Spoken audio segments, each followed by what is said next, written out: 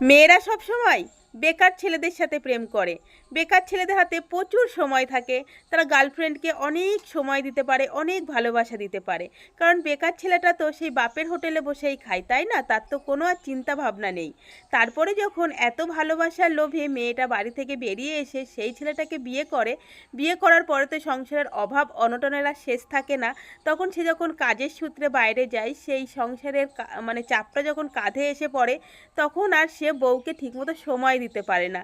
না তাকে ঠিক করে ভালোবাসতে পারে, না তাকে ঠিকমতো সময় দিতে পারে বা তার সাথে দুটো কথা বলতে পারে। তখন সেই বউটা বলে যে তুমি আমাকে আগের মতো আর ভালোবাসো না, তুমি আমাকে একদম সময় দাও না। সেই বউটা একদমই বুঝলো না যে আগের দিনের কথা ভাবলে ভুল হবে। আগে তো বেকার ছিল, অঢেল সময় দিতে পারতো, এখন তো তার নিজস্ব সংসার হয়েছে, সে কিভাবে এত সময় দেবে?